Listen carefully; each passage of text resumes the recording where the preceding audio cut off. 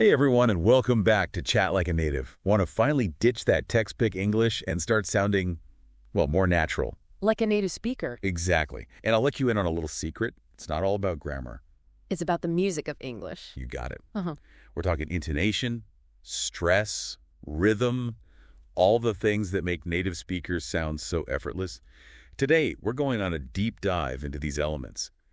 Get ready for some aha moments, because this is going to transform how you speak English. So you're ready to unlock that native-like fluency. Oh, absolutely. Yeah. And I know our listeners are too, especially those at the intermediate level.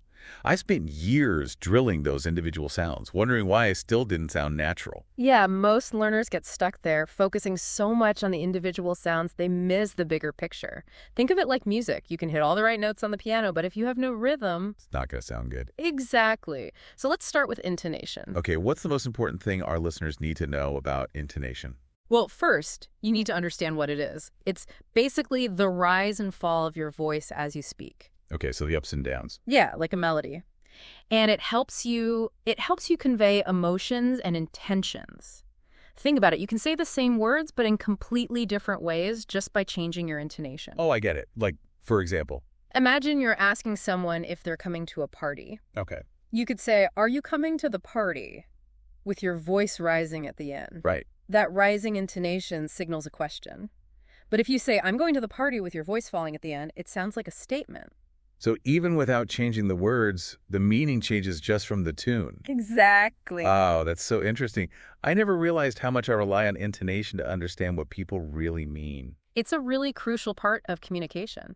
Incorrect intonation can lead to all kinds of misunderstanding. Oh, I can imagine. You might sound unsure of yourself or even say the opposite of what you intend. Right, exactly. This is really eye-opening. It is, isn't it? So besides rising and falling, are there any other types of intonation patterns that our listeners should be aware of? Yeah, there are actually quite a few, but we can focus on those two main ones for now. Rising and falling intonation. Rising intonation is typically used for questions, like we said, expressing surprise or showing interest. And then falling intonation, that's more for statements, commands, or expressing certainty. So if I'm asking a yes-no question, my voice should generally rise at the end. Uh-huh. And if I'm making a statement or giving a command, my voice should fall. You got it. Okay, I think I'm starting to get it. And I can't wait to start listening for these patterns in real conversations. But I'm sure our listeners are wondering, how do we actually practice intonation? How do we make it feel less, I don't know, robotic? Exactly. Well, one of the best ways to practice is through shadowing. So find a short audio clip of a native speaker. You can use a podcast, a TV show, anything really. Okay. And try to imitate their intonation as closely as possible. So it's not just repeating the words, but actually copying the way they say them? Exactly. Like you're trying to sing along to a song. You want to match the singer's style and emotion. Oh, that's a fun way to think about it. Makes it seem less intimidating. Any other tips to make this easier? Yeah. You can use visual aids. Try marking up a transcript. Like with arrows? Exactly, showing the rise and fall of the pitch. This can help you visualize the intonation patterns and make them more concrete. So we're like literally drawing the music of the language. I love that. Yeah, and of course, recording yourself speaking and listening back. Always a good strategy. All right, this is all fantastic advice. I'm already feeling more confident about my own intonation just knowing these simple techniques. That's great. But we've been talking a lot about intonation. Let's move on to stress. Okay. What's the deal with stress in English? Well, in English, we don't pronounce every syllable with the same emphasis. Right. Certain syllables within words and certain words within sentences are stressed. Stressed or emphasized. Yeah, more than others. And this pattern of stress is what creates that natural rhythm and flow. So it's like some syllables and words get the spotlight and others kind of fade into the background. Yes, exactly. And getting this stress right is crucial for understanding and for sounding natural. Okay, I'm starting to get the picture. So when we talk about stress, we're actually talking about two different things. Stress within words and stress within sentences. Exactly. Let's start with word stress. Okay, good idea. Think about the word present. If we stress the first syllable, present, it's a noun, meaning a gift. Oh, I see. But if we stress the second syllable, present, it becomes a verb. Wow, so just by changing the stress, we completely change the meaning of the word. Yeah. That's incredible. So getting word stress wrong could lead to some pretty big misunderstandings. Definitely. If you stress the wrong syllable, people might not understand what you're trying to say, or worse, misunderstand you entirely. Yikes. Okay, I'm definitely going to be paying more attention to word stress from now on. Oh, good. But what about sentence stress? You mentioned that certain words in a sentence get more emphasis than others. Right. So in English, we tend to stress what we call content words. These are the words that carry the most important information, like nouns, verbs, adjectives, and adverbs. The function words, like articles, prepositions, helping verbs, usually get less stress. So the content words are like the stars of the show. And the function words are the supporting cast. I like that analogy. For example, in the sentence, I need to buy a new car, the words need, buy, new, and car would typically receive more stress. Then I, to, and a. Right. Makes sense. Those stressed words are like the key points for the listener to pay attention to. But I'm curious, can sentence stress really change the meaning of what we're saying? Absolutely. Sentence stress can be incredibly powerful. Let's take a sentence. I didn't say she stole the money. Okay. Now, just by shifting the stress to different words, we can imply totally different meanings. Wow. My mind is officially blown. Yeah. I never realized how much subtle emphasis could completely change a message. It's a powerful tool. This is all so eye-opening. But, I mean, it seems like native speakers do this naturally, without even thinking about it. How can we actually improve our own stress? Well, there are a few things you can try. One is the clapping method. Clapping. Yeah, try clapping or tapping your hand for each syllable in a word. Make the clap louder for the stressed syllable. This helps you physically feel the stress pattern. Oh, that sounds kind of fun. It is. And a good dictionary, most dictionaries actually provide phonetic transcriptions. They show you exactly where the stress falls. Well, that's helpful. And you can use these transcriptions to practice. And then, of course, recording yourself, listening back. The classic. Okay, great. I'm feeling much more confident about tackling stress in my English. Awesome. But now, onto the final piece of the puzzle. Rhythm. Yes, rhythm. What exactly is rhythm in English, and why is it so important for sounding natural? Rhythm is all about the flow and timing of your speech. Now, English is what we call a stress-timed language. This means that the stressed syllables in a sentence tend to occur at fairly regular intervals. It's like the stressed syllables are the beats of a song, and the unstressed syllables are the notes in between. Exactly. And just like in music, if you don't get the rhythm right, it's going to sound off. If you try to pronounce each syllable with the same length and emphasis, it'll sound robotic. So English has this natural bounce to it, from this stress timing. And that's what makes it sound so smooth and effortless when native speakers are talking. Exactly. And mastering this rhythm, it's really key to sounding more fluent and confident. This is all so fascinating. I'm finally unlocking the secrets to sounding truly fluent. But before we move on, are there any other things that contribute to this natural rhythm, besides the stress timing? Well, there are a couple of other crucial elements. One is linking, and the other is reduction. Huh? Linking is the way words connect in natural speech. For example, instead of saying want to as two separate words, we link them to sound like wanna. Oh, yeah, I've definitely heard that. Like the words kind of melt together. Exactly. And this happens all the time, especially in casual conversation. It helps create a smoother flow. Right, makes sense. And then reduction involves shortening or weakening certain words, particularly those little function words. And of, to, for example, fish and chips often becomes fish and chips. Cup of tea becomes cup of tea. Ah, so it's like both linking and reduction are ways of, streamlining the speech to make it flow more easily. Exactly. They both contribute to that natural rhythm. They allow the stressed syllables to stand out and the unstressed syllables to fade into the background. This is all so much to take in, but it's incredibly helpful. I feel like I'm understanding the underlying mechanics of English for the first time. But before we move on, can you maybe recap the key points we've covered so far? Sure. So today we've been exploring the musical side of English. We've been looking at how intonation, stress, and rhythm work together to create natural, effortless speech.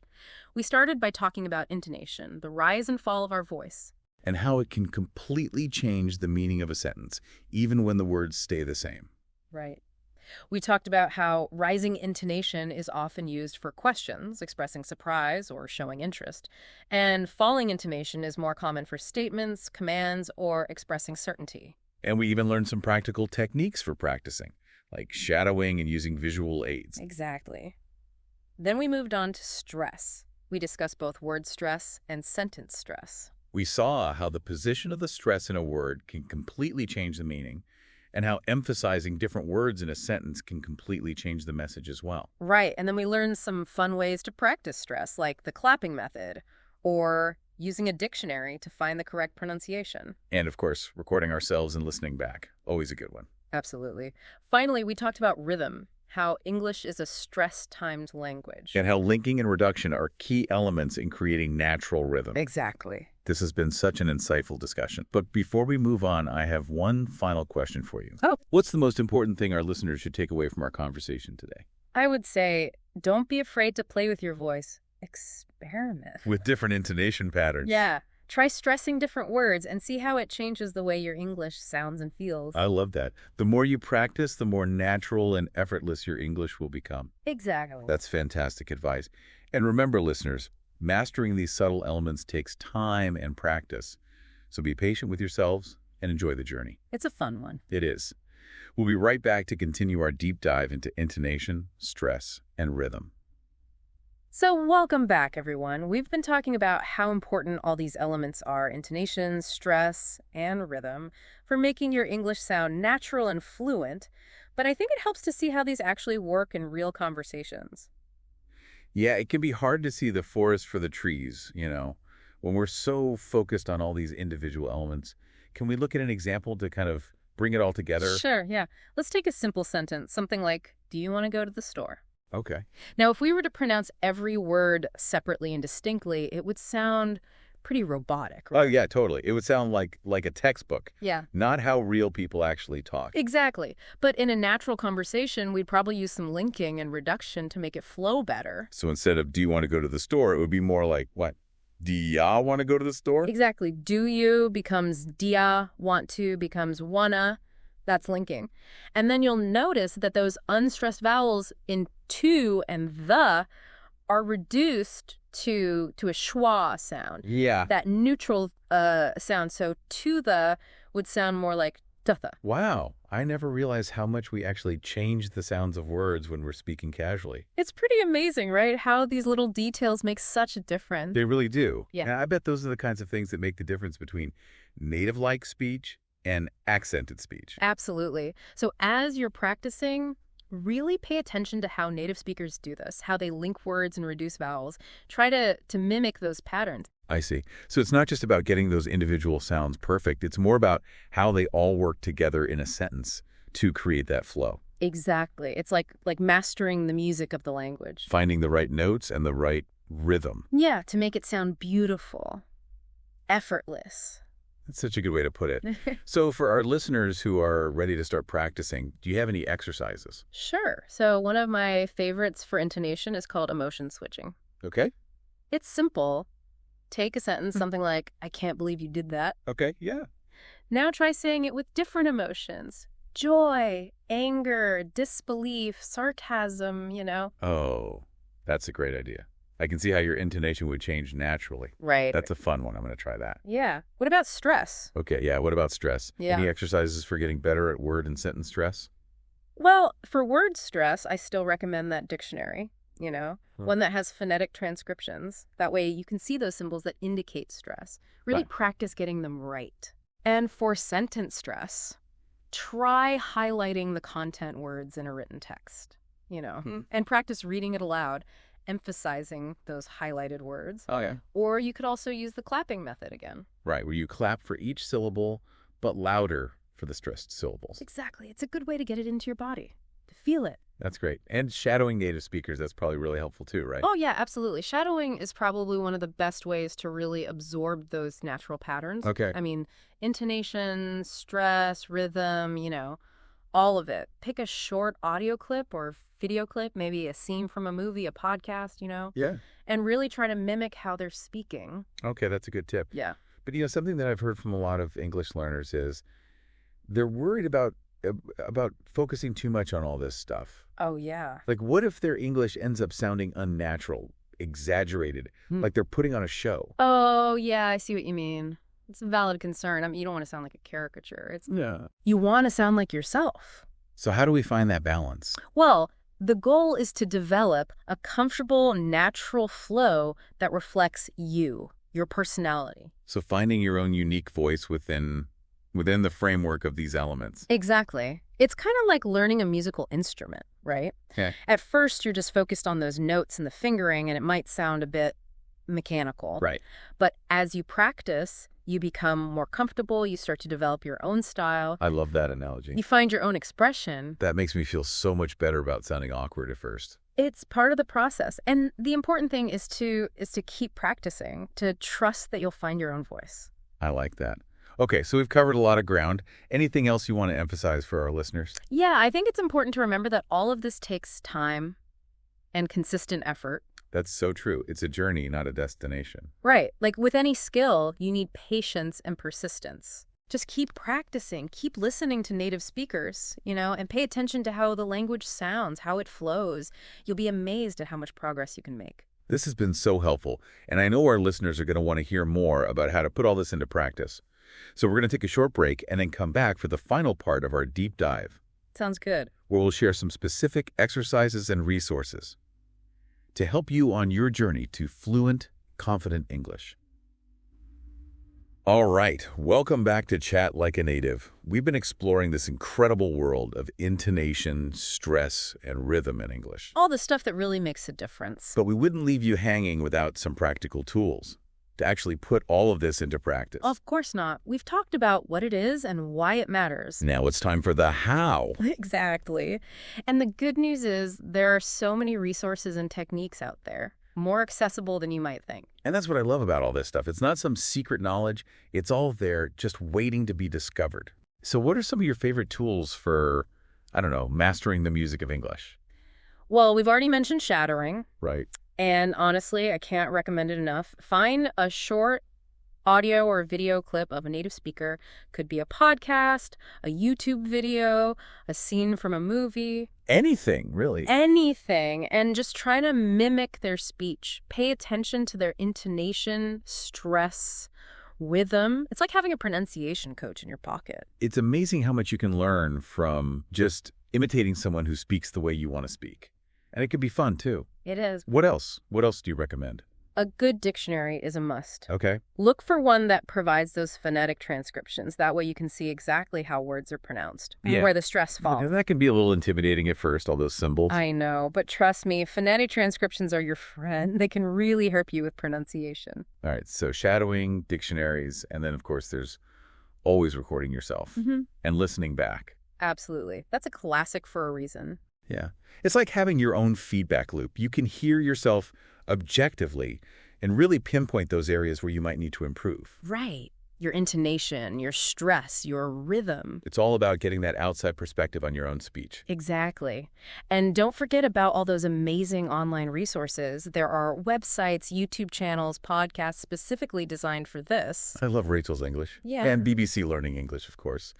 And the British Council has a great website. Yes. They have so much great stuff. Videos, audio lessons, quizzes, even interactive exercises. It's incredible how much free information is out there. It really is. And then if you want something more hands-on, there are pronunciation workshops, private lessons with speech coaches. Working with a coach can be so helpful because you get that personalized feedback. Exactly. It's an investment worth considering if you're really serious about taking your English to the next level. So for our listeners who are maybe at that intermediate level, do you have any advice for them? Where should they focus their energy? At the intermediate level, I'd say focus on word stress. Really try to master those multi-syllable words. That will help you create a more natural rhythm in your speech. Great tip. And then once you have a good grasp of that, Then you can start paying more attention to sentence stress, emphasizing those content words that carry the meaning. okay. And then as you get more comfortable with stress, you can experiment with intonation. Start incorporating linking and reduction. It's like a step-by-step process. You build on each element to create that fluency. And that natural sound, you'll get there. And remember, the most important thing is to practice. Couldn't agree more. The more you expose yourself to native English speech, the more you practice, the more natural and effortless it will become. You got it. Don't be afraid to experiment, to have fun. Embrace the musicality. Exactly. It's a journey, and it's worth it. I love that. Well, this has been such an amazing conversation. It has. And I feel like we've given our listeners so much to think about. Definitely. Remember, you have the power to transform your spoken English. It's all within your reach. What a perfect note to end on. Thank you so much for joining us on Chat Like a Native today. It was my pleasure. And to all our listeners out there, keep practicing, keep learning, and keep chatting like a native. We'll see you next time.